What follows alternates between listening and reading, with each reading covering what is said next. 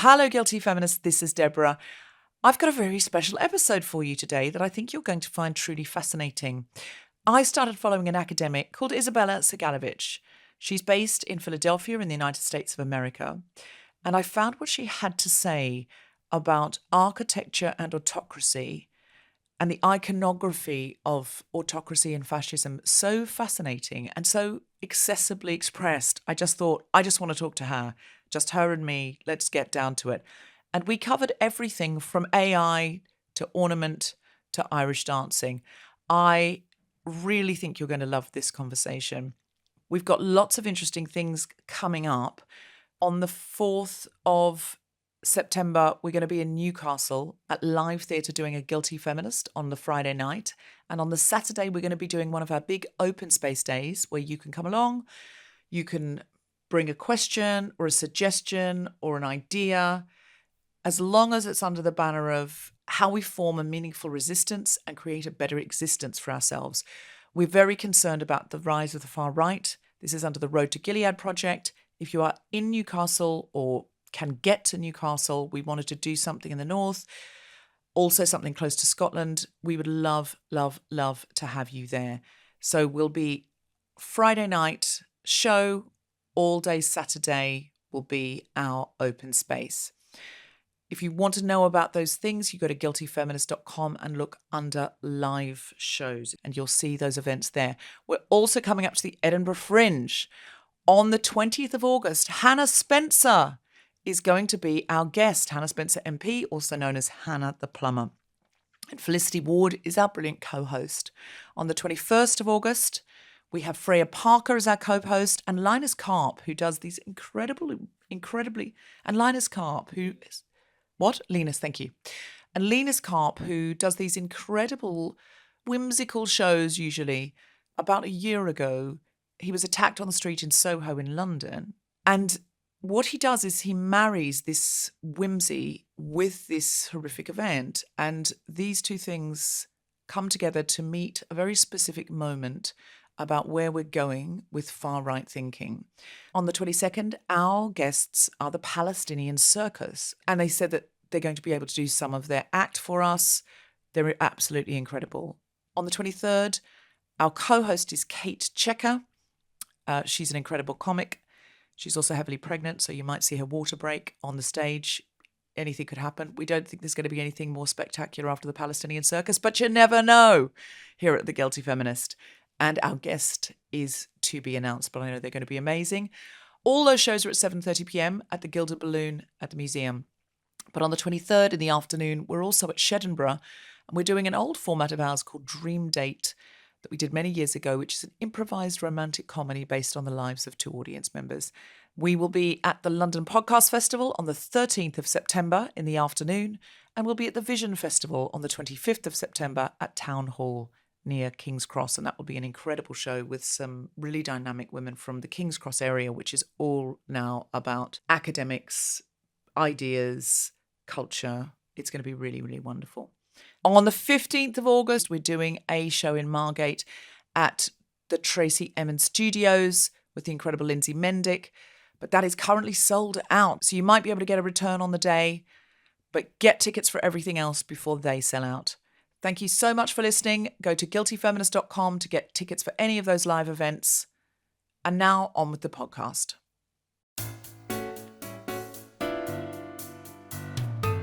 Live via Riverside, the Spontaneity Shop presents The Guilty Feminist with me, Deborah Frances-White, and my very special guest, Isabella Segalovich, talking about the architecture of autocracy. Hello, Guilty Feminist. This is Deborah. This is quite a rare episode because I don't have a co-host. I'm not in a theatre.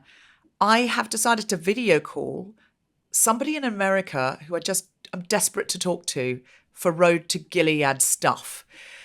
This person is an author. She's a media producer. She's a video maker. And she's studying the intersections of design, art, and politics. Her videos on anti-authoritarian folk art history have amassed over 400,000 followers.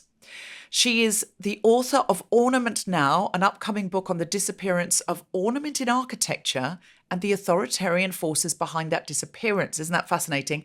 That's going to be published by the Royal Institute of British Architecture in 2027. So I'm very much hoping she'll come over to London and we'll be able to meet her in person. Please welcome to the podcast the incredible Isabella Segalovich. Isabella, thank you so much for joining us today. Thank you so much for having me.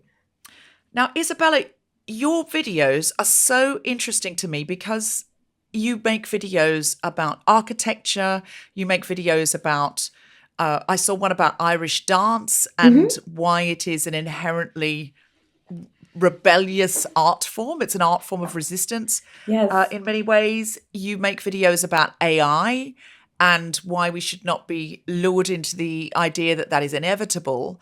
It's such a broad spectrum that you talk about, but it all seems to be coming from the same place, which is culture and its inextricable links to our freedom or the oppressions of government and authoritarianism.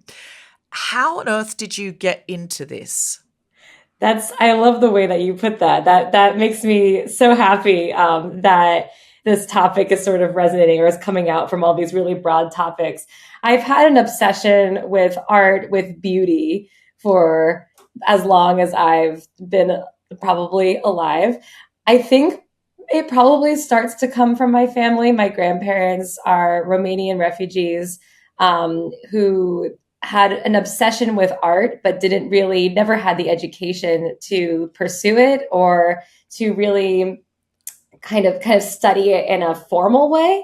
But they had such a love for it that every week they would take my mom to go and see something cultural. They'd go to like an old movie, they'd go to a museum, they'd go to a ballet, get rush tickets.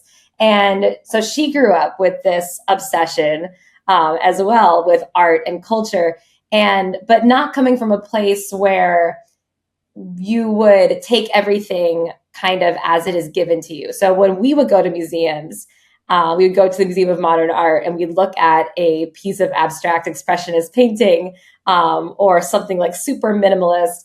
And, maybe, there are some really great pieces of art that we looked at, but she would always teach me to look at these pieces of art and say, I don't like that. I can look at this piece of art and I can critique it as a viewer without an art history background. I'm allowed to do that.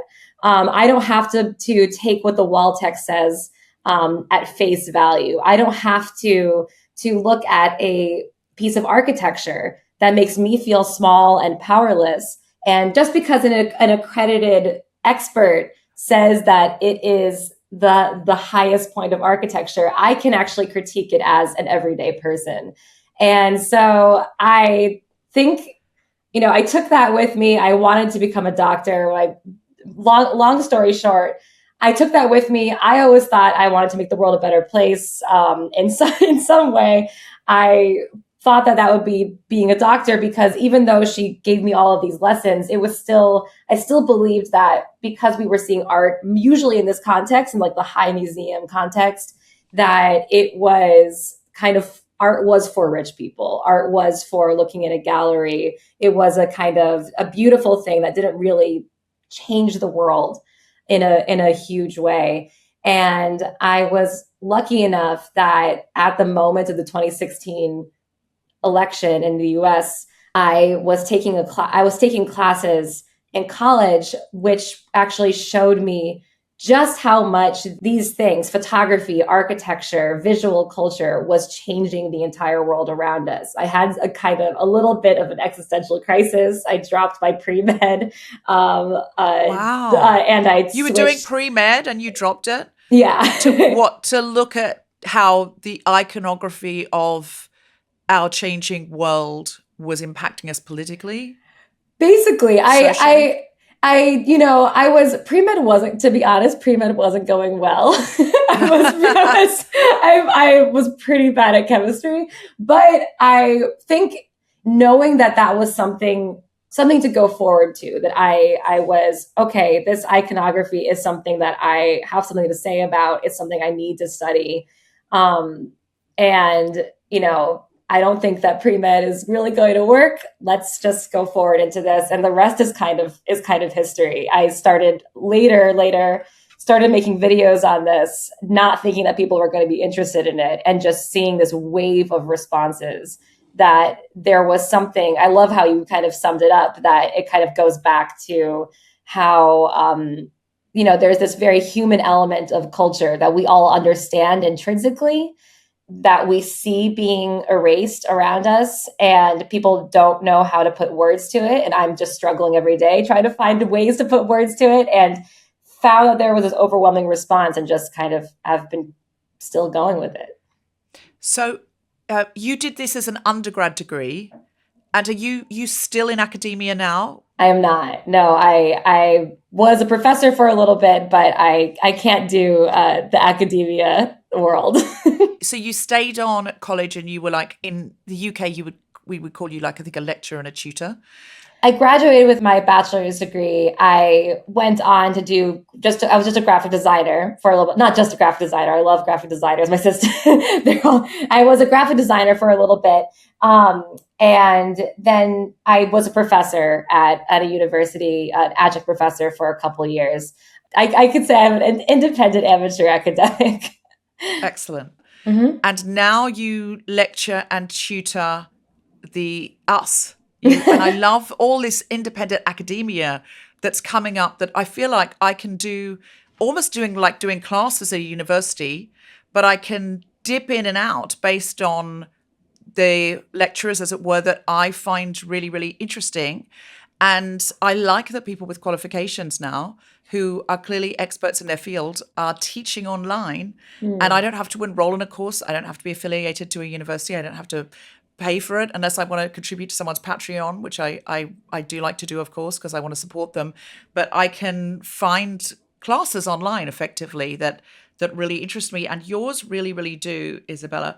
Now, I want you, first of all, because we're doing this big project here called The Road to Gilead, which is a series of podcasts and live shows and also open space days where people come together to come up with grassroots ideas for how to change the world. I want to talk to you about some videos that you made with your husband, Ben, that are really about the architecture of fascism. And I think this plays into your book as well, about how ornamental architecture or ornaments in life tend to be stripped back when authoritarianism is knocking at the door. Isabella, can you tell us about that?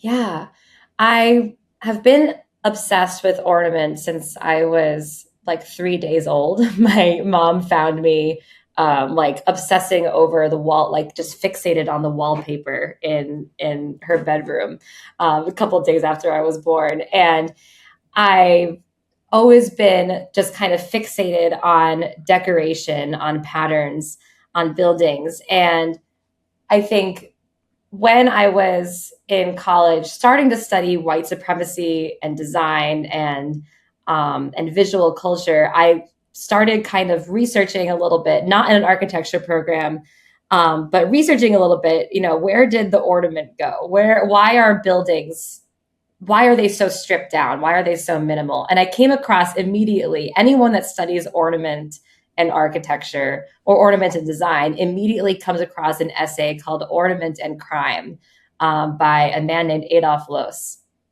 He was an Austrian theorist and architect from the turn of the century in Vienna. And he wrote this essay. Well, he originally delivered it as a lecture, but was published as an essay that sort of eventually is now a fundamental text when you are studying architecture. And this essay, it's very odd. You can read it. It's phrased in a very strange way, but basically saying that ornament is something that lesser peoples do. But in the way that he said it was, ornament is something that people who have brains that are less evolved than the Western white man's brain. And so basically, he literally is that why men's bedrooms are so unbelievably dull, and they just like have like a bedside table full of crap, and they haven't bothered to put, they've got one shitty poster up of a football star or something that was there on the wall before they moved in, because they don't have a brain for ornament. Oh, do you know what? I was dating somebody like back during COVID or during the COVID shutdown, and it was exactly that. He had like nothing in his room, like no decorations. And I was like, did you just move in? He's like, no, I'm a minimalist. Oh, that's not minimalism. Firstly, I really do not enjoy minimalism. What is it? It's just like I didn't bother. Oh my God, I'm so cool.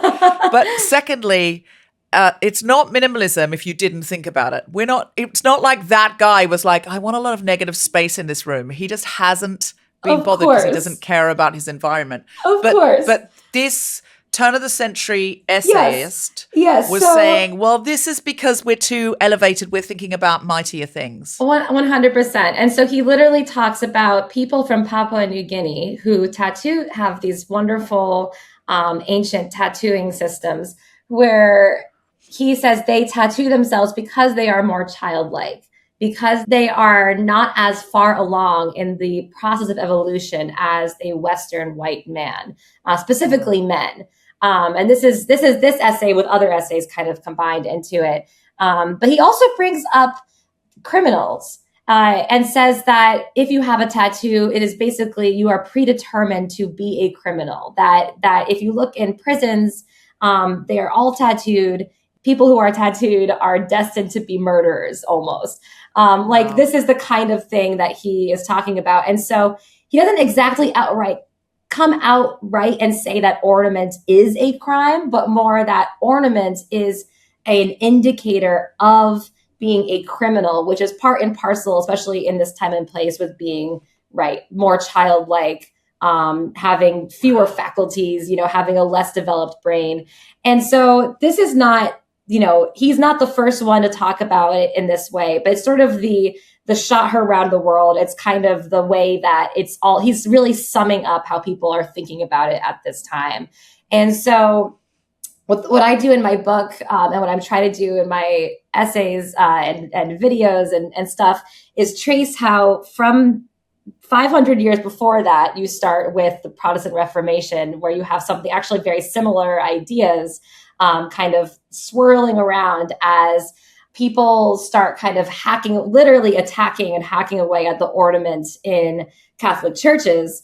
You go, tracing from that to much later, where you start having architects like Le Corbusier, one of the most famous and influential architects of the 20th century, members from the Bauhaus school, which was probably the most influential design school of the 20th century. Philip Johnson, who was the founder and director of the Museum of Modern Art's architecture department.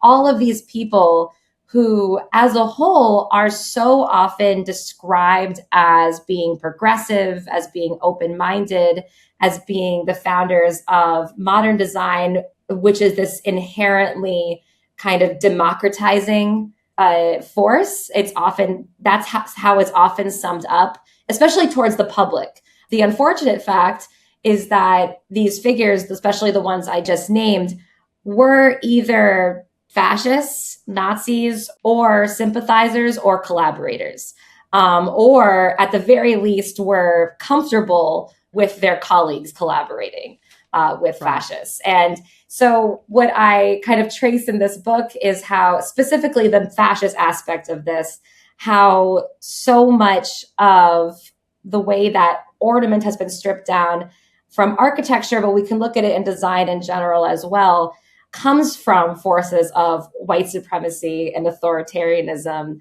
in the Western world. So what is it inherently about authoritarianism more broadly and fascism more specifically that leans towards a stripping back of ornament?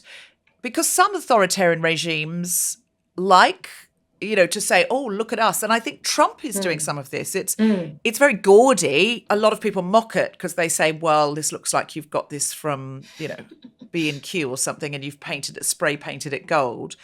And there's a kind of snobbery in that as well, of like, this sure. actually looks pretty, this doesn't look classy, as it were. This is not me defending Trump's remodeling of the White House in any way, shape or form. Of course. But I'm intrigued by this because I think Trump is obsessed with ornament. He's got lots of gold curlicues on everything. And if you look at the before and after pictures of the White House, he loves a gold scroll. He loves a gold curlicue. How does this play in? Absolutely. No, Trump, 100%. Donald Trump loves a gold curlicue, this polyurethane gold paint. He loves to take these awful shades of gold too, often with these very like green almost undertones. He likes to choose the absolute worst one and spray it all over everything. One of the things that I love to point out is that when it comes to fascist aesthetics, there is never just one way that it looks. When we go back to 1933 in Germany, there was what some people call the Summer of Art in Nazi Germany, where you basically had these enormous clashes between two different factions of the Nazi Party, because they were trying to figure out what would the aesthetic of Nazi Germany be. So you always have these two kind of warring factions. People often talk about Nazi fascist aesthetics as being highly traditionalist, as being lots of Greek and Roman columns, as having this kind of ornament. You know, Trump especially loves to have ornament in his interior specifically. On the other hand, there is this extremely sleek component of fascism that is always there. And in what is really interesting is that even though they didn't want to look like this, but in early 1930s, fascist Germany, these were these two factions, the pro-modernist faction and the pro-traditionalist faction, fiercely combating with each other. Full out fights. Like everyone knows about the Degenerate Art exhibition, which was where the Nazis took a bunch of pieces of modern art from many of the most famous modern artists that we still know today and paraded it around Germany to show that modern art should never be done. It is something that only quote unquote degenerate people do. This is I don't think everyone does know about that. Oh, okay. This is something that like in when people talk about. In your world, this is good. This is do re mi, but I'm sure a lot of people don't know about this. Oh, okay. So they paraded around modern art as this is degenerate. Yes. This hasn't got the skill of the old masters. So there's two groups, and one group is saying, make America great again, the idea of the old, listen, we should be harking back to Leave It to Beaver, to the Confederacy, when things were, in their minds, better or more American, or in this country, properly British, when we had empire. Yeah. And so there's that, which is go back to the classical ways. And there's also Peter Thiel, Zuckerberg, push forward, make things new, and take control with tech, with newness. Exactly. And there are those two opposing forces. Yes. And so one group says this new modern ways of thinking, modern artists, they're just degenerates. They've got nothing to teach us. What we want is the golden ratio. And on the other side, you have people saying art's not really necessary at all. What we need is efficiency. What we need is rules, right angles and structure, but we're much more interested in hard work and results and money and power.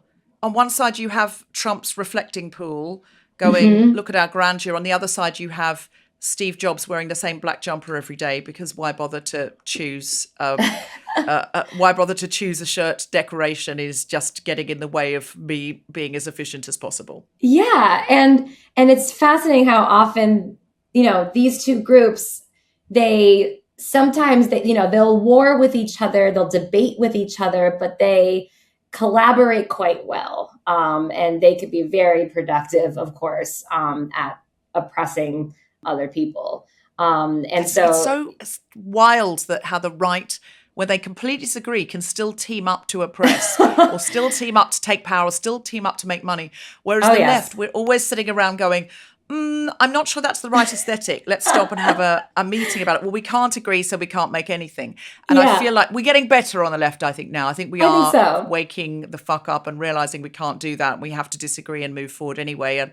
But this is really, really interesting. Can you tell us about Trump's reflecting pool and what you think, where you think this fits in? Oh my goodness. I mean, Trump's reflecting pool is so fascinating and crazy. I'm so sad because I was trying to get up quite next to the reflecting pool when I was in Washington, D.C. on July 4th, which was a crazy place to be on July 4th. But long story short, we were there. But they've surrounded it now with huge metal gates. And so you can't even come up close to it. I think the reflecting pool, was this, of course, this kind of moment of, he wanted to have, as you were saying, this kind of moment of grandeur. He wanted to change it to this bright blue color. It's actually really interesting because if you look at it, from, let's just say it was the way that he wanted it to be, and it wasn't this sort of melting green into blue algae filled mess. That was, of course, just a no-bid contractor who he paid millions and millions of dollars to, who was a big Trump donor. So it's all just corruption all the way up and down. Of course, the contractor had no idea what he was doing, filled the pool in a way that was completely at odds with the natural environment, and it immediately filled with algae. The paint on the bottom was coming off. And then Trump, of course, blamed Antifa he has arrested people as well. Oh, and yes, people were arrested. Somebody was arrested for just kind of standing next, dipping his hands into the water. I think it was an Olympic swimmer was dipping his hands into the water. And he was said to have corrupted it. But what's the point of a reflecting pool if it can't reflect anything? It's just got gates around it, so you can't see. It's a really good question. It's kind of an ultimate narcissist's project for his own birthday and theoretically the birthday of America, quote unquote, because it's a reflecting pool. It's literally the story of Narcissus. Oh, that's so true. That's so true. Looking at your own reflection until you fall in and die. Yeah. But the reflection of Trump that's come up in that pool is an ugly one. It's algae. It's metallic paint. It's accusing people of crimes they haven't committed. It's great big authoritarian gates around it now. It's almost like an allegory, like the picture of Dorian Gray. Yeah. What's happened to it. Yeah. Because it's meant to be the purest blue in the world and reflect everything. Right. And it actually, what it's reflecting back is quite ugly. I love that you said that. And one of the most kind of jarring things is that, you now have the National Guard is sort of walking around the pool. I don't know what it is now on August 5th, but at least around the July 4th, it was this huge gates. They're walking around the pool and they've installed these motor sensors, so that when you walk close to it, it says, stop, move away from the pool, or something of that nature. So now the National Guard is walking around the pool and they're tripping off the sensors. So it's they're walking around and then the sensors are going, stop, moving away from the pool. A satirical metaphor for the state of the United States of America. I know. Here is this wonderful gift to the people, the reflecting pool. Yeah. And now it's surrounded by armed soldiers. Yeah. And recordings of Step Away from the Pool. This was meant to be for the whole community and to celebrate Americans, but actually it repels, it reviles. It's an extraordinary satirical metaphor. I would suggest if it was in a film, a fictional film, it would be too much. You'd think this is on the nose. Okay, we get the metaphor. We get it. Yes, that's what it feels. Heavy-handed. Take the lead gloves off, writers. That's what and if you look at the picture of the guy who did the so-called restoration of the pool, it also looks like a crime boss in a cartoon. It really does feel like living in the U.S. sometimes. It absolutely feels like we're living in a badly written movie. Can I ask you why you went to the DC on the 4th of July? Because I saw this incredible video of you and your husband went to the state fair to document it. Can you tell us a little bit about what drew you there and what you found? Yeah, so, we didn't even think, we didn't even try to go there on the 4th of July. We had tickets to see the show that was also in that video that you watched. and needed to reschedule them. We were like, okay, the only time we can do this July 4th weekend. This is a little crazy, but we're kind of interested to see what it's going to look like. And so, of course, it was America 250, the 250th anniversary of the United States, and the big kind of culmination of Trump's quote unquote Great American State Fair on the National Mall. And so, we attempted to go inside the state fair, which itself was a famous catastrophe on so many levels. And it was actually, I think, a part of the catastrophe. We learned quite a lot by the fact that we actually couldn't get inside because we couldn't find the entrance. And it was us and like all of these Trump fans kind of walking around in 110-degree heat, which is not just 110-degree heat. It's 110-degree heat in Washington, D.C., which is a whole different ball game. Like, it is humidity. It is like the white of the buildings is sort of radiating onto you. It really feels like you are actually inside of an oven. And so I'm actually just looking up what 110 is in our money. Yes. It's 43, over 43 degrees Celsius. Oh my God, that's not livable. No. You were outside in that? Oh yeah. Oh my God. Oh yeah. Wow. And that was, apparently it was 105 degrees. It felt like it was 110 or 43. What was really interesting was that there was actually no signage about where to get inside, how to get inside of the Great American State Fair. We asked people who worked there. We talked to the National Guard. None of them knew where the entrance was. And so again, this is us and hundreds of people who had come from miles and miles away, we'd only been outside for like 20 minutes because we were coming from, what that video is about mostly is coming from this incredible art exhibition at the Smithsonian on real American State Fair craft art, real American ingenuity, and Americans of all different backgrounds, all different religions, etc. So we were like, we had an hour to spare. We're like, okay, can we get into the fake fair, the one that our president put on? And the spectacle was almost like being fenced in. Once you're on the other side of that fence, it's also, in a sense, like not easy to get out. You could only bring in one water bottle. They had water inside. You could only bring in one water bottle. You couldn't bring in a bottle of sunscreen. You couldn't bring in, it was like airport level security to get inside. Wow. And so what I kept thinking about is how people are willingly almost imprisoning themselves inside of this state fair, and sort of the exhibitions themselves in the fair. I've seen the pictures of all of them because I was obsessed with how horrible it looked. They're not anything impressive. They're like screen printed. It's like, here's like the state fair booth for Utah. It's like a screen printed picture of a canyon in Utah. And then there's some like handouts, like some stickers and stuff. Like that's the kind of thing that it was for like 50 different booths. And then you had... So each state had a booth, but it was just, here's some pamphlets about North Carolina. Honestly, that was basically what it was. Here's a picture of a cow. You could look it up, but that was what you're describing is pretty much it. Yeah. So we were just kind of... And do you think Trump supporters were happy there? Do you think they were like, well, he's really thrown this thing for us? Or did they look disappointed? Well, I can definitely say the people on the outside were disappointed. We were walking around, they're like really frustrated, not knowing how to get in.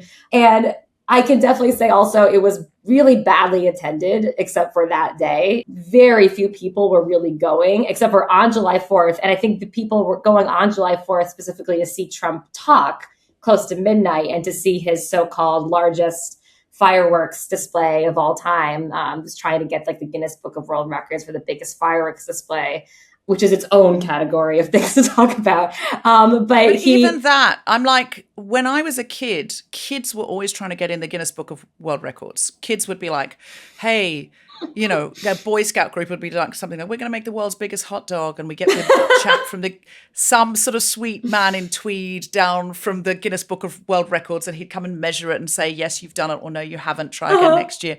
Yeah. For the president of the United States, who is currently waging a war in the Middle East, where there's a real cost of living crisis at home, to be trying to get in the Guinness Book of Records, it fascinates me. Oh, yeah. That mentality fascinates me. Because if our Prime Minister were trying to get in the Guinness Book of World Records, we would find that a bit sad and a bit embarrassing. And listen, don't get me wrong. We've had some sad and embarrassing Prime Ministers over the last few years. We've had so many Prime Ministers, I'm thinking about trying eHarmony.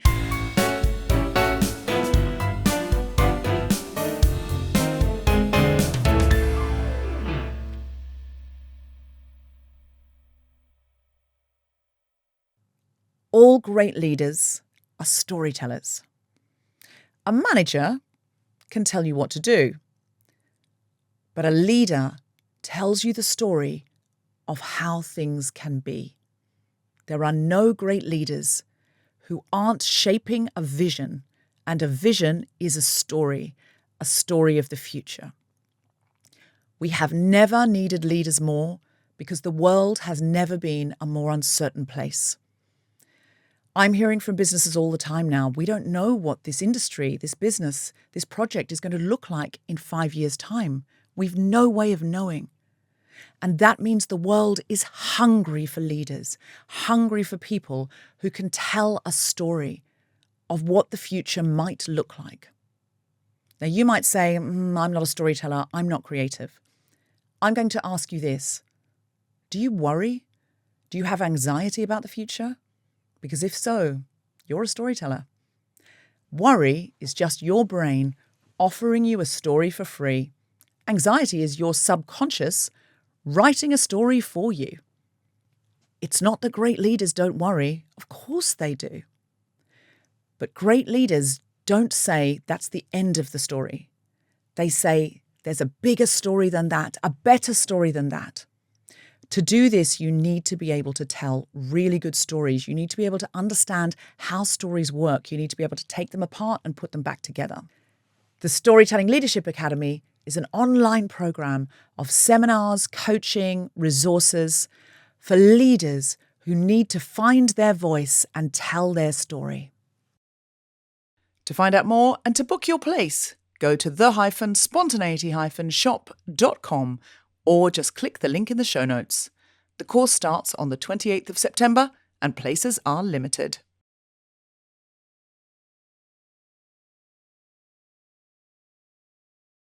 How does this play into your wider observations, or does it, in your book Ornament? How does it play into this idea of ornament and crime and authoritarianism? So what I think is fascinating about Trump, right, is he's always trying to put on a spectacle. And he is, with this largest fireworks show in the world, and he wanted to also do the longest speech in the world with the reflecting pool, with the ballroom. I feel he's already broken that record accidentally a number of times. I think he's trying to do a personal best on there. And on and on. Pretty sure his speeches would be the longest speeches in the world on an average Tuesday. Never mind getting the man from the Guinness Book of Records down. He wants to. What I talked about in that video, and I just keep thinking about, is when Trump sells them his product, which is himself and his image. What he is selling is the ability to lose yourself, the ability to sort of kind of stop thinking about yourself, stop thinking about all of your problems, just give yourself over to Trump, to the image that he is making, to the performance that he is putting on. And thankfully, fewer and fewer people are interested in that, especially, again, as gas prices skyrocket, as our food prices skyrocket, as everything is getting materially worse. His approval rating is just kind of plummeting downwards. So fewer people are buying this, but it has such a strong hold on a subset of America that has, again, I think really has just lost their core identity. And people can get it back, whereas they're still human beings, they can get it back, but it's so difficult. I think the way this relates to the architecture I talk in my book, and I do talk actually a little bit about at least one skyscraper that Trump built with Philip Johnson. It's actually quite minimal on the outside, one of a number of very minimal projects that Trump has actually been a part of. When we have authoritarian architecture, it is always something that is meant to make you feel small. And I am the most interested in minimal authoritarian architecture because it is the most prevalent that we have around us today. And it also seeps into the architecture that is not necessarily trying to be authoritarian. It is just an apartment building, downtown, or it is an office building that maybe doesn't necessarily say I'm, in the way that Hitler did. They're not trying to build something necessarily that is meant to make the passerby feel smaller, feel less powerful in themselves, but that's effectively what it does. And part of this really has to do with decoration, with the lack of ornament, because if you go to one of my favorite examples of this is a beautiful mosques in Iran do this really, really well, where they are grand, of course. They can be grand, they can be awe-inspiring, but because you have ornaments on them, this beautiful tiles, beautiful handcrafted tiles, these mosaics, when you stand up close next to them, there is something human-sized. You can look at that flower or that vine that's in the tile or that beautiful hexagon, that pattern. And no matter how far away from the mosque you are or right up next to the mosque you are, there's something that you can relate to on your on your eye level. And that makes an incredible difference. You can still witness the greatness of God's power. You can still say, wow, this architect made this amazing thing. These craftspeople did something absolutely stupendous. I am in awe of God's wonder and beauty or just the beauty of the world around me. But I don't feel as small, as belittled, or as overwhelmed as I would standing next to, let's say, an enormous skyscraper by Mies van der Rohe or a building by Hitler's architect, Albert Speer. So this is the difference. And so that is actually, and I can kind of go on about how I think Trump's reflecting pool, some of the industries that he supports, and even the data centers, how they are constructed, even how some of the ICE detention centers are constructed. All of these things are quite minimal buildings. They're very stripped down, and absolutely they're in that same sense to make all of us feel less powerful, make us feel smaller, make us feel like we are not able to resist what's going on. And in ICE detention centers, of course, nothing beautiful or pretty for you, like nothing to look at, nothing to remind you of your humanity. There was a really cruel thing that happened here that you might be interested in, where when we had a right-wing government when children were taken into this section of it was like a detention or refugee detention center it was just the receiving center where they checked who you were and checked that you were medically okay and that kind of thing. And the children's section had like cartoons on the wall just to sort of make it bright and give the children something to look at. And somebody said, we need to take this down because this is too nice for them. And I'm like, oh my God, you're a terrified, probably unaccompanied minor, or you've lost contact with your mum and dad and they've been taken to another room. And you can't have Donald Duck on the wall. I mean, for fuck's sake, like really, but it's a real example. I can't remember what happened with that now, whether they decided that was too cruel or, but I know there was a big discussion about it because it was so dispiriting, because the idea that pictures of cartoon characters to calm a frightened child, that's for British children. Yeah. That's not for a child who's nearly died in the ocean and doesn't know where their parents are now and doesn't speak the language. It's just like, God, there's a cruelty there. And the same in the ICE detention centers. Like, you don't deserve anything. We would strip something pretty back rather than give it to you. We would spend money making this more brutal. That idea, though, of something large towering over you as well. And you can they also play with cramped spaces. They cramp you in so that you feel you can't get out and you have not enough room, and both playing with that, sort of Carolian, everything's much bigger than me and I'm very small, or everything's very small and I'm bigger than my skin and I can't get away, or I'm overcrowding, is also playing with the limits of your human spirit as well, to make you lose your mind and lose your will to live. Yeah. You mentioned Mies van der about how you described him as a pick-me to the Nazi regime, that he was constantly going, oh, I'll design something for you. Sure. Yeah. But they didn't really want him. No.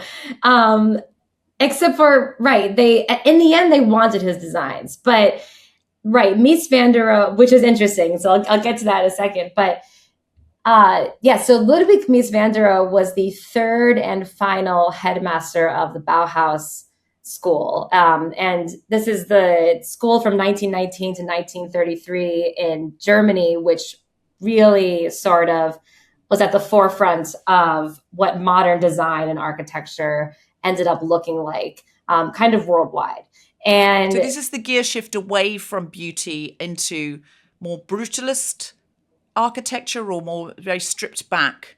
Yeah. So the difference between a London West End theatre that's got a lot of decoration and a lot of grandeur, and the National Theatre, which is basically a big box. Yeah. So, I think there were things created at the Bauhaus and by some of their followers that were very beautiful themselves, but it was definitely a strip back of ornament for sure. And a lot of things that weren't beautiful, of course. And one of the less beautiful, and a lot of things that were really not beautiful ethically, especially from the administrators, from the headmasters. One of them being Ludwig Mies van der, who really kind of honed in on, we are fusing art and technology. That was one of like the biggest things, especially towards the end of the Bauhaus's run. And so people always talk about the Bauhaus as kind of being shut down or forced to shut down by the Nazis, which is a sort of the reality of what that looked like is actually very complicated and nuanced, and is the subject of a whole different book that one could write. What makes it especially complicated is that Ludwig Mies van der, he's one of those people that would always say, I'm apolitical. I'm not a political person. And he wanted to make art he said he wanted to make art that was completely divorced from politics, which is an impossible thing to do.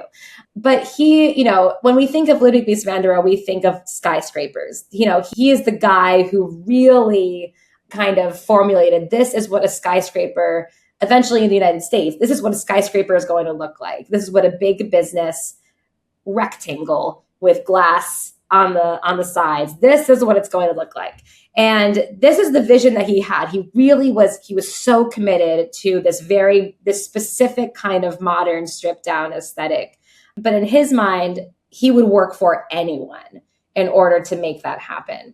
And he was also pretty hungry for power. So by the end of the Bauhaus's lifespan, he was starting to basically kiss up to Nazis, saying, how are we going to make the Bauhaus work? Because I really want my vision of modern architecture in this specific way to take hold and be the forefront of what design looks like. And so what we see is that after he closes the Bauhaus down, this kissing up starts to work. He's invited by the Nazi regime to submit building designs to the National Bank of Nazi Germany. He's also invited to make a pavilion in a sort of European state, their kind of state fair. At the time, he submits tons and tons of designs for the Autobahn, for their big highway system. At first, I talked about the sort of warring factions within the Nazi party, especially around like 1933, 1934. He's really, he gets some commissions. He does some stuff for their exhibitions, and they're really interested in him working for them. But the only reason that he doesn't is because his name is associated with the Bauhaus. And the Bauhaus was sort of this lightning rod. It was sort of this thing that a lot of, when the early Nazis started running for office, they would always talk about the Bauhaus as like, oh, this is what the elite Bolshevik communist Jews, too academic, too queer, all of this stuff. That's what they want. we have to appeal to everyday Germans. What they wanted to do was on the outside, they were saying, oh, we're going to return to, pitched roofs and traditional architecture and all this stuff. And so the name of the Bauhaus was associated with leftism, with communism, with all of these things. And so if you were Mies van der Rohe or Walter Gropius, who was the first headmaster, you were associated with this leftism, communism, all these things that were the enemy of Hitler, even though those two figures really were not major leftist figures in any real sense. And so what ends up happening is that he submits all these designs. He doesn't get what he wants, which is to be the guy. He does not get the title of being like the chief architect, the foremost architect of Nazi Germany, which is why he sort of leaves with his tail between his legs and goes and takes up his professorship at the Armor Institute in Chicago. And that's how he comes to the United States. So people talk about him fleeing even sometimes, or that he was without work, that he was poor. That's not the case. He just didn't get the awards that he wanted. Wow. So he tried.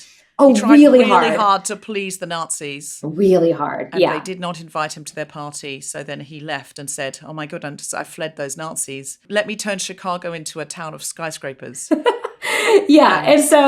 And so, right. It's hard to say how much he was like, poor me, like I fled the Nazis. And I think a lot of it is people wishing that modern architecture had a more flowery history and kind of putting that onto him a little bit. What's really interesting is that later in the Nazi regime, his designs are actually picked up by Hitler. So there are these designs that Hitler literally, at the beginning when they were presented to him, he threw them on the ground. Later, I'm pretty sure those very same designs were picked back up and actually constructed by the Nazi regime specifically for the Autobahn, for their highway.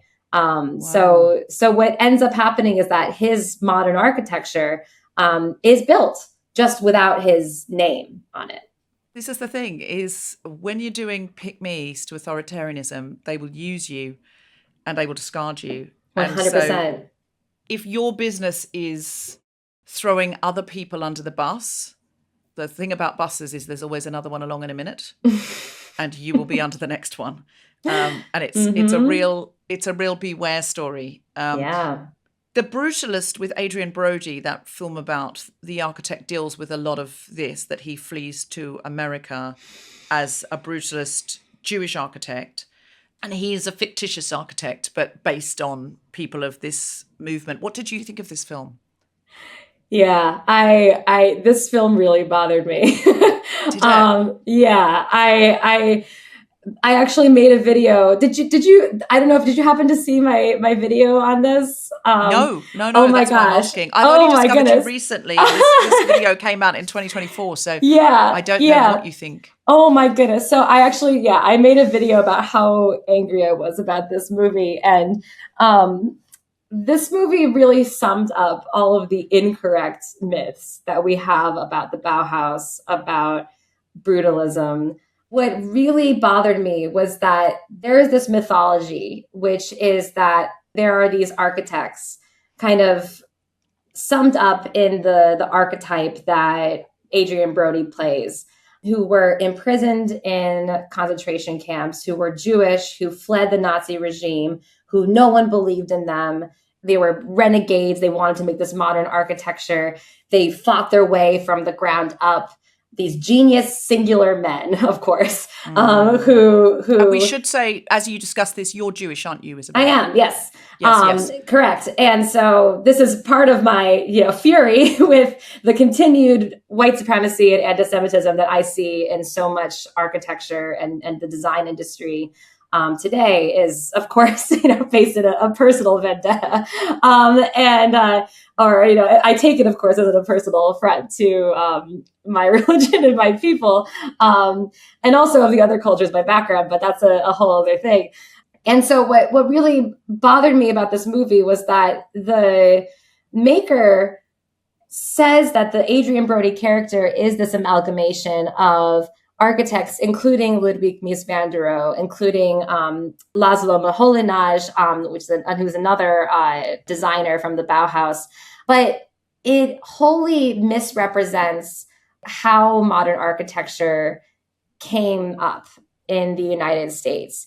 There was no architect that survived a concentration camp and came to the United States and was successful. That never happened. It never could happen because the people from the Bauhaus that went to concentration camps, first of all, were largely women. The names that you can find, they're almost all women. They were forced into mostly the textile department at the Bauhaus at a certain point. After the first couple of years, they weren't allowed to study architecture, and they were murdered.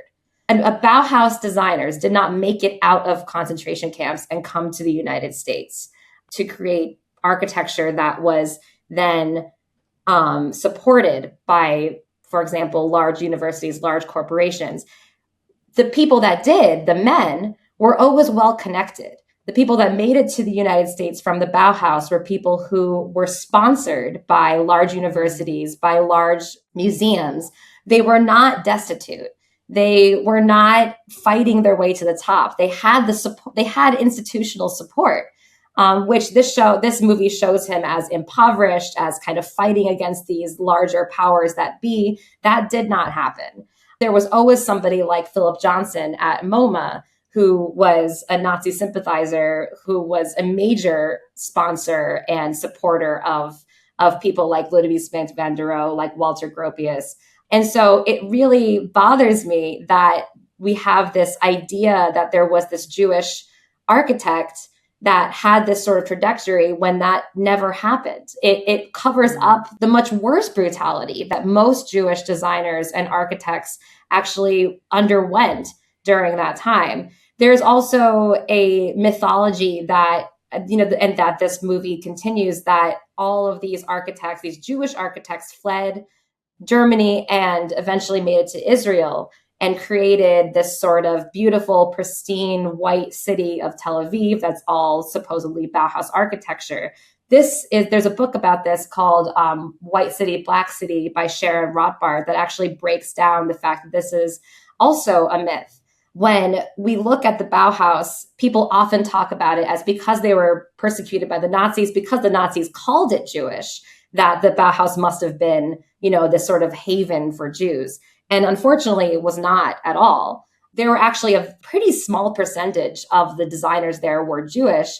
And the ones that were there actually experienced anti-Semitism, unfortunately, sometimes at the hands of their fellow the Bauhauslers is what you call the name of somebody who works at the Bauhaus or is a student there. I think you can count 1 to 2 at tops 4, but really 1 to 2 major architects who were Jewish, who came from the Bauhaus and eventually made it to Tel Aviv. But most of the Bauhaus design that comes from there are people that never went to the Bauhaus.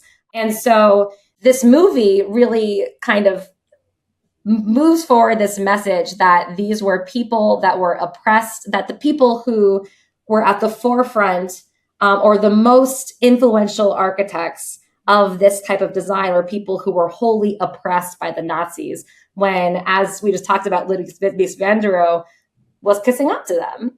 And so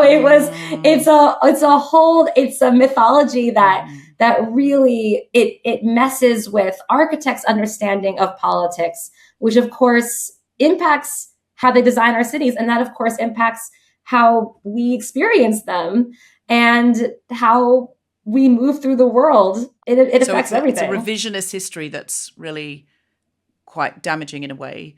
Yeah. You've mentioned Israel and you're an outspoken critic of Israel in your videos. Mm-hmm. Do you see this same thing playing out in the architecture of Israel and the devastation of Palestine? 100%. Yeah, I am a proud Jew and a proud anti-Zionist and I'm absolutely have been horrified, devastated over and over again, especially over the last couple of years as the genocide of the Palestinian people has just been ongoing. And architecture plays a huge role in this. I talked a little bit just now about the city of Tel Aviv, which is kind of held up as this paragon of white European, European, it's kind of whispered, but European modernism, which is definitely held up as kind of, again, this book, Right, White City, Black City, which I definitely recommend, talks about this a little bit, but it's held up as kind of a clean city, as opposed to, how maybe we talked about Adolf Loos would look at it, as opposed to, these are things I do not think, this is how people will talk about it, the sort of dirty, Eastern, complicated, ornamented, kind of brown people city, the Arab city. That is the stereotype of what Palestinian people, of Arab people around this area. And so this is very literal. We have, there are specific types of bulldozers that are created to bulldoze down people's houses. One of course, in the bombing, the continuous bombing we've seen in Gaza, but of course happened, going back to the Nakba, the devastation and expelling of millions or over 1 million Palestinians going back years and years. Herbicide, which is genocide, but for buildings, is a huge, huge component of this. And in fact, it's one of the hallmarks of what happens in a genocide, is that you have to erase the architecture of the people that lived there.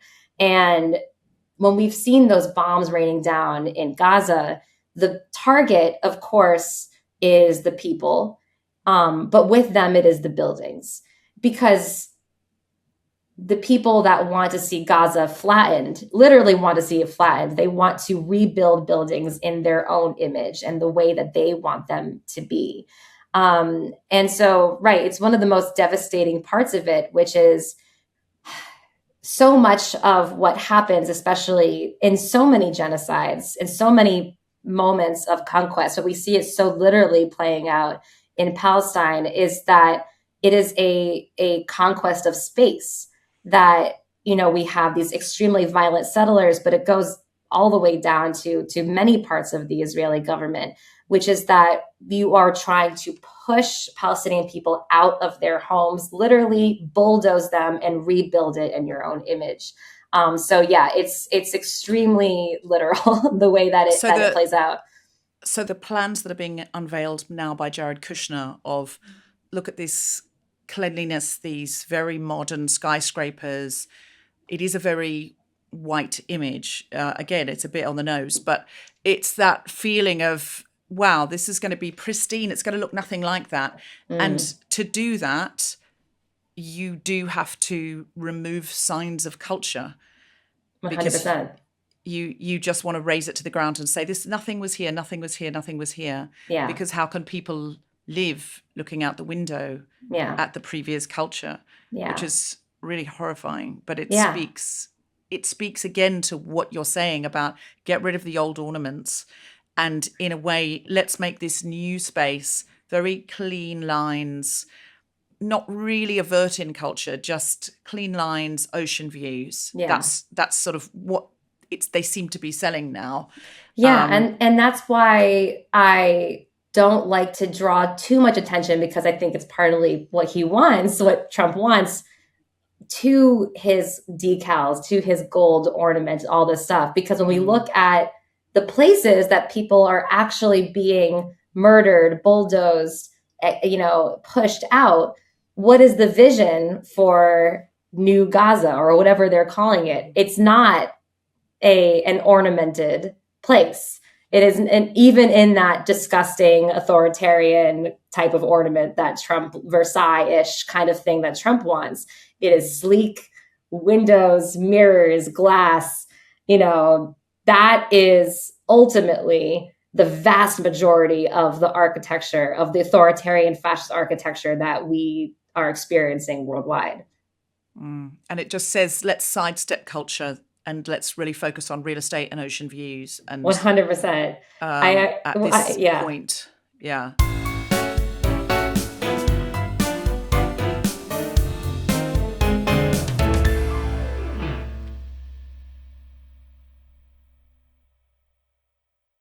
Can I pivot to your ideas on AI?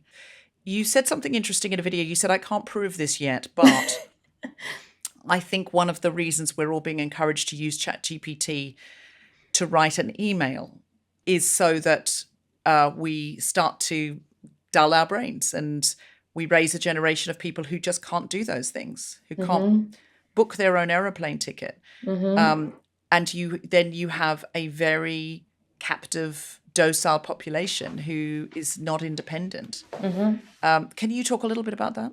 Yeah, no, I think this is something that definitely troubles me, especially as we see even, larger figures starting to become more comfortable with AI, to sort of open up about how they're using AI. Because I actually started thinking about this while reading a book about the Holocaust and a book about what happened to people at Auschwitz, not when they died, but before they died. Because when we think about Auschwitz, we think about mass murder, we think about gas chambers, obviously, indispensable things to think about. But we don't often think about or talk about how Auschwitz was also a factory. It was also a system of slavery. And what one book I've been reading recently is called The Cunning of History, which is actually a book by a theologian, a Jewish theologian from the 70s, talks about how Auschwitz was actually a continuation of the same ideas that went into American slavery, to the plantations in the American South, and originally also in the American North, of course. But really developing this idea of how can we make human beings become part of a perfect machine? How can we eliminate that part of a human being that wants to resist, that wants to think of their own ideas, that recognizes that they have their own individual soul, their own selfhood. Yeah. And one of the things that he says, which, gets into this idea of inevitability, it gets into this idea of when people kind of hit us over the head and saying AI is inevitable, so you'd have to just submit, is that when you made it to Auschwitz at this certain point, and you were selected as being able to work, you were not immediately, if you weren't able to work, of course, you might be sent immediately to a gas chamber. But if you were basically told, right, you either go to the gas chamber or you work in this rubber factory, for instance. These people that were made to go to the rubber factory or the mines were worked round the clock so that their bodies would, of course, they would give out in a couple of months, and they would die from exhaustion, or the cold or anything like that, or hunger. But, their bodies would just be, they'd be murdered by working. And it gives a whole other meaning to the fact that it says, to work is to be work is freedom, right? To work will set you free when you first come in, because, what does that mean? Why does it, we never talk about why that phrase is over. And so, and again, if there's young people listening who don't know this, there's a sign above Auschwitz as people drove in that said in metal, work will set you free. Exactly. And so you're saying that could set you free into death. Exactly. But it was also this sort of psychological torture, because you're given that choice. You either die or you work. So if you're going to work and sort of make yourself basically a part of a machine, the better you work, the longer you live. That's what people are told. But there's still this idea, this inevitability of death is still it's put into the brain of somebody who is forced into that system. And so over time, of course, the only way to get a couple more minutes of life is to make yourself a part of that machine. Through the actions of working at this rubber factory, for instance, you are working away your humanity. That is the psychological torture, the psychological abuse that is put onto people who are enslaved at Auschwitz. But the most troubling part of this book, the most troubling sentence that I came across was that this in no way ended with Auschwitz. That the way that this theologian sees it, Auschwitz was actually a model for a society that was to come in many ways after Auschwitz. And so what I talk about often is that, right, we may have beat the Nazis in World War II theoretically, but this fascist infused system of work, of a type of capitalism that was born after that, where famous art historian John Berger called economic fascism, is born in the years afterwards. And that is kind of what we're living with today.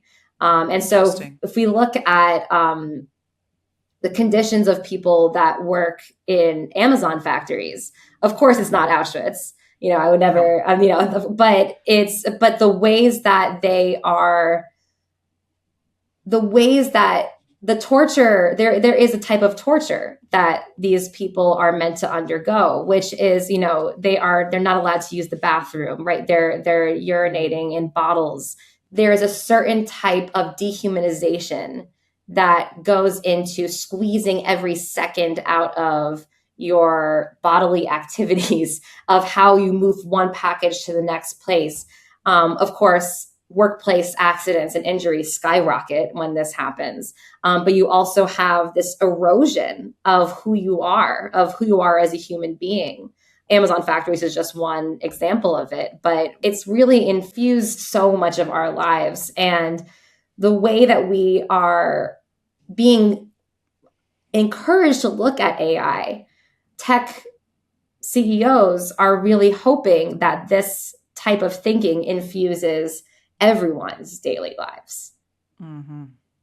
So the more we give into it and say, this is inevitable, there's nothing we can do, there's just going to be data centers everywhere. And, a lot of people who now say, oh, well, I can't do it any other way. And I'm like, but you were doing it another way last Wednesday. Right. This is so new. Like, just go back to that. Just stop. Right. Stop doing it this way. It's untried. It's untested. It doesn't always work. The AI is hallucinating a lot. It's giving you wrong facts. Of course. People are, I've seen videos of, I saw a minister, a priest reading out a sermon to the congregation.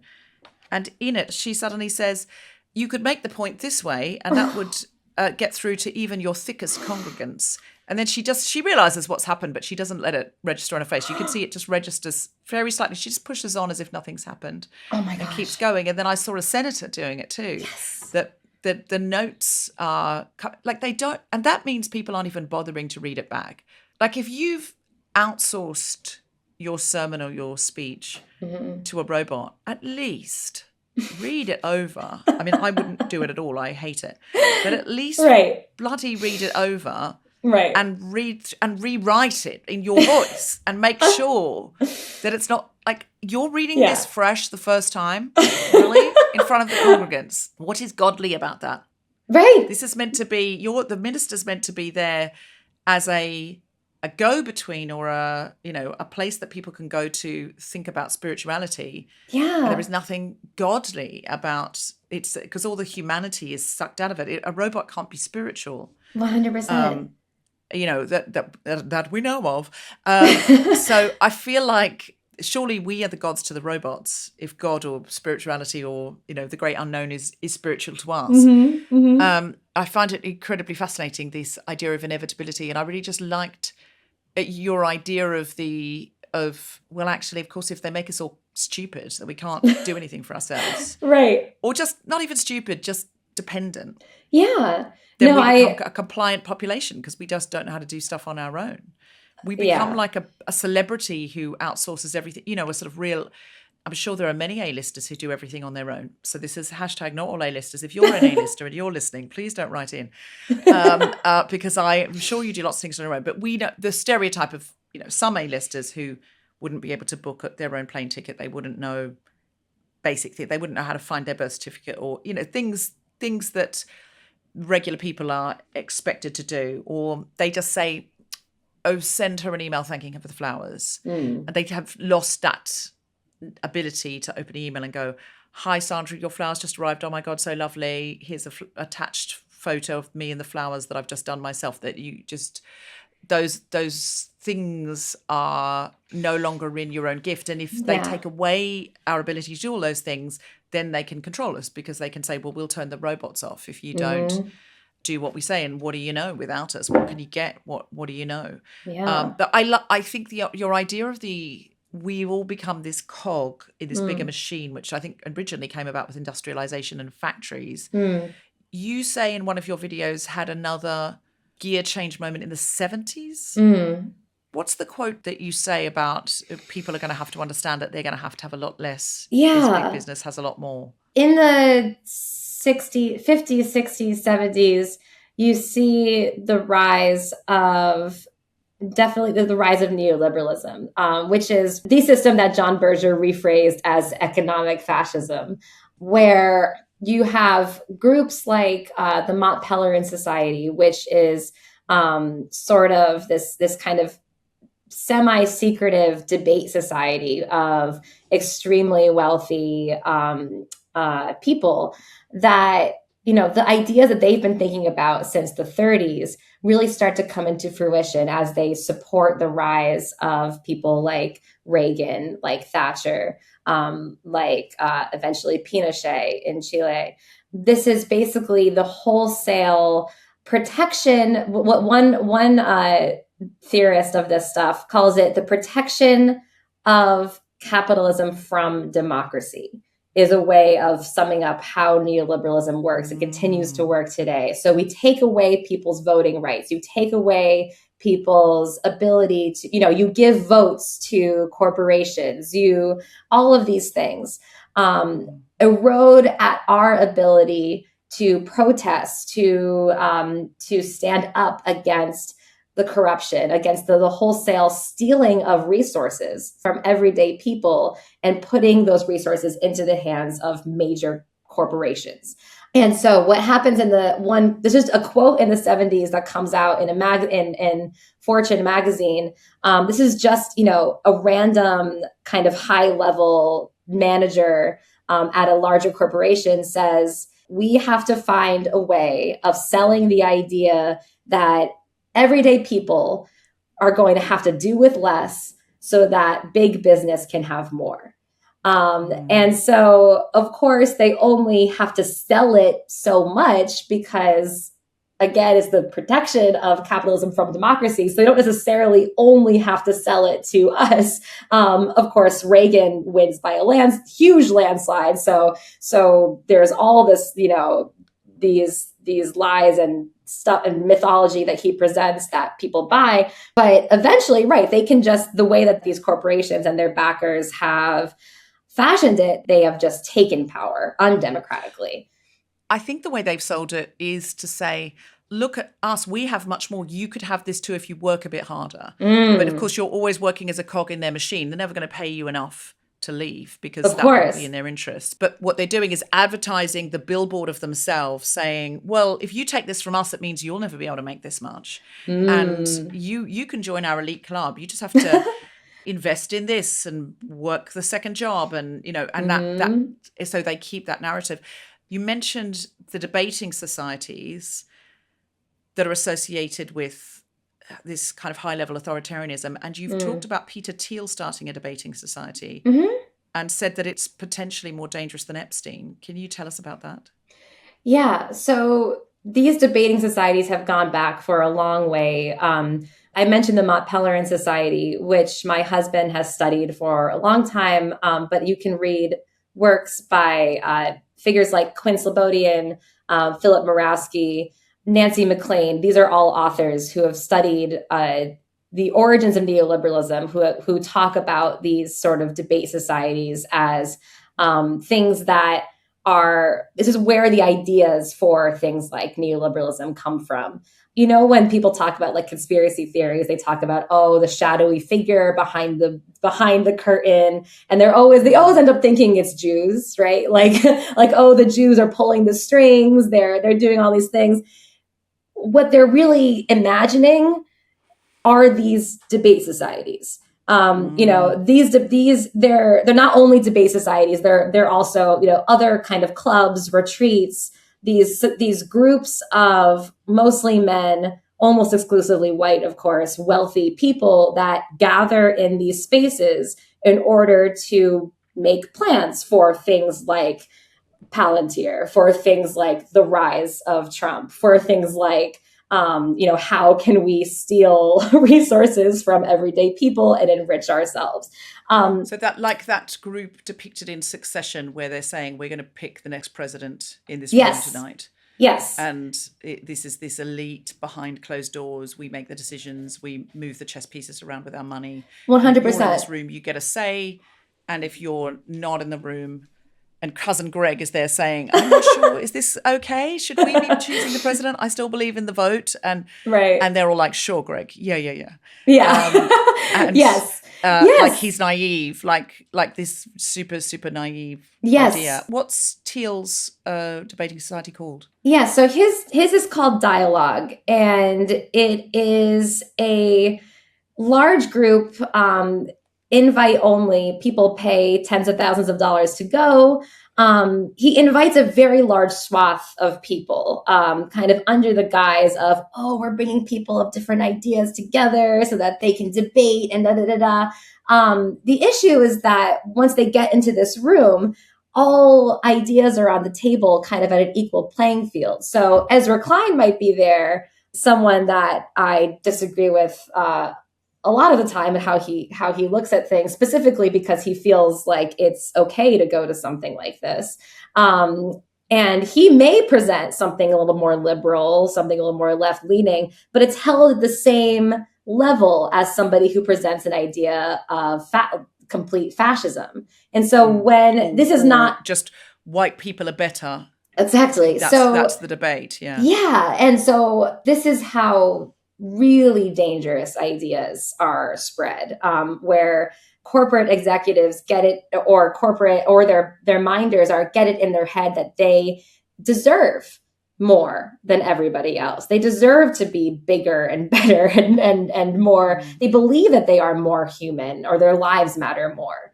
And so, the reason I said it is more important than Epstein is not in any way to downplay the horrors that have befallen so many victims of Epstein's abuse of people that were with Epstein, that were a part of his network, but rather to say, where does that come from? Where do these types of people get that power? How is it even possible for Epstein? How would they feel entitled? Yeah. And apparently unashamed to do such terrible things. Exactly. And it's in these kinds of rooms that say, well, you are better, and you're saying it's in these debating societies that those ideas really set in, and therefore it's the more dangerous precursor because it sets the tone. It's so interesting. Yeah.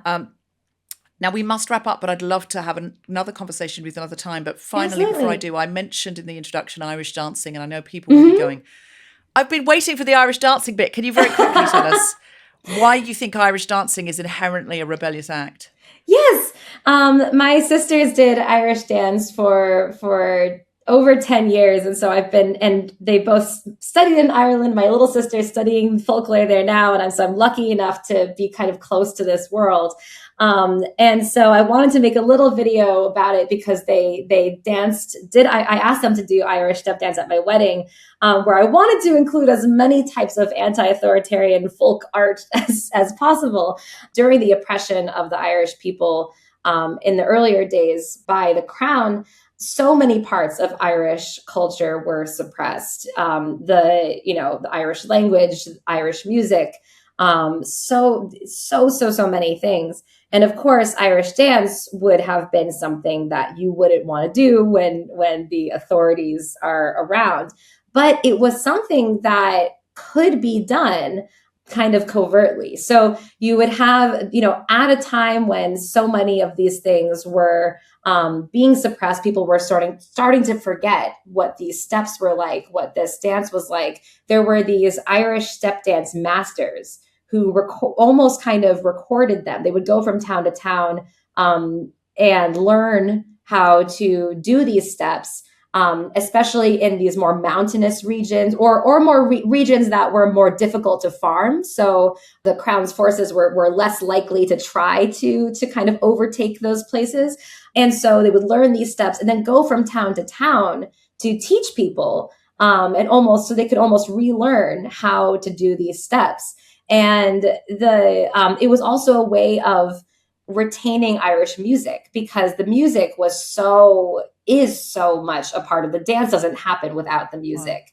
Right. And so they would be dressed in these sort of, there are lots of myths and stories about how Irish dance masters would be dressed, or how they would, kind of signal their arrival. But basically, right, Irish dance became this sort of kind of rallying cry that kind of exists to this day in some areas.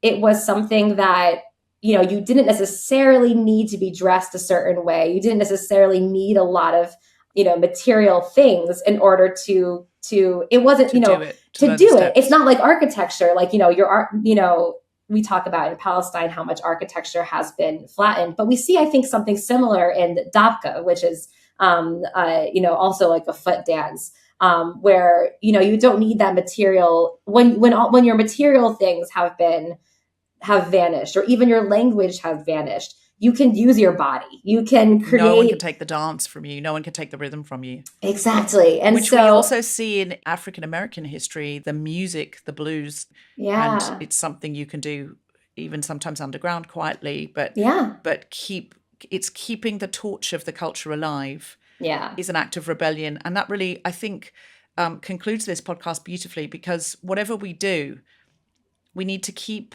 the torch of art, humanities, dance, ideas, song, poetry, beauty, theatre, keep it alive, keep the torch being passed forward. And because of the internet, it is very difficult to stop people at the moment, the way it's set up. I mean, they own the algorithm and they can close stuff down, but at the moment, spread, because it's a way of we're finding each other as well. And I feel like is finding you and your work and your husband's work as well has been so wonderful for me. And it's really made me think about things in a different way. And I've found it so stimulating. So I hope we can stay in touch. Yes, please. Your book is being made through the RIBA, right? Yes. Will you come to Britain when it launches? Will they I'm hoping. I'm crossing my fingers. I'm going to try. I'm going to make it over there one way or another. Well, if you do, can we could do a live show together where we talk about your book, and you could do a book signing. And I would absolutely love that. You're endlessly fascinating. Before you go, is there anything you came to say that you didn't get to say? Oh my goodness. I think just wanted to echo, like, when it comes to AI, when it comes to Trump, when it comes to so many of these oppressive forces, AI is being pushed onto us, I think, right, as a way to kind of dumb ourselves down, to make ourselves more machine-like. The thing that we can all do every day to combat that is to make art. You can sing, you can dance, make something with your hands, write something without the help of ChatGPT, research something without the help of ChatGPT, have a conversation. You can make a video now and share it. You can say, look, I've just researched this, and guys, I've got a couple of things I want to tell you that I found exciting. And make a little video and share. Yeah, whatever piques your curiosity, follow that thing. There are tiny ways that you can resist that are actually much bigger than you think. I just think the most godly thing we can do is to make stuff, add to the world, make beautiful things. And so just whatever that thing is, follow it. Keep making stuff, because that is the thing that these oppressors do not want us to do. And try and connect with your local community as well, with people in real life if you can, face to face. Yes. Make stuff together, make stuff in your local community, for your local community. Feel the joy of that connection as well. Yes, please. And we have another open space day where we're coming together to create grassroots ideas to create a meaningful resistance and a better existence. We're doing that in Newcastle at the Live Theatre on the 5th of September, and there'll be a Guilty Feminist live show on the 4th of September, the night before. That's all at the Live Theatre. We are deliberately doing this one up north, outside of London, but if you're in London and you'd like to do a satellite group, or you're anywhere else in the UK and you'd like to do a satellite group and Zoom in the morning and the evening, and we can give you the principles of the open space method in the day on Saturday, 5th of September, we'd love you to join in wherever you are. Isabella, I can't wait to meet you in real life. I have found you endlessly gripping and fascinating. Thank you so much for sharing Thank you. all that you've studied and all the work that you're developing. And can we pre-order your book yet? Or is it not on sale for pre-order? It's not yet, but maybe by the time, I don't know when the podcast is coming out, but I'll let you know as soon as the book is ready for pre-order. I do have a little like Google form that you can add your email to. That I can share with you, Deborah, and we can share with people if you'd like. We can share that with Tom. We can put it in the show notes. Absolutely. So you can add your email to a list that I will email everybody as soon as it is ready to pre-order, which will be happening very soon. Fantastic. Thank you so much, Isabella.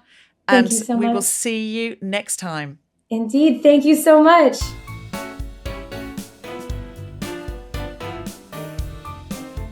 You have been listening to The Guilty Feminist with me, Deborah Frances-White, and my very special guest, Isabella Segalovich. The Guilty Feminist theme tune was composed by Mark Hodge. The producer was Tom Salinsky for The Spontaneity Shop. Thanks to Gina Dicio, Ned Sedgwick, Zainab Mohammed, and all of you for listening. For more information about this and other episodes, visit guiltyfeminist.com.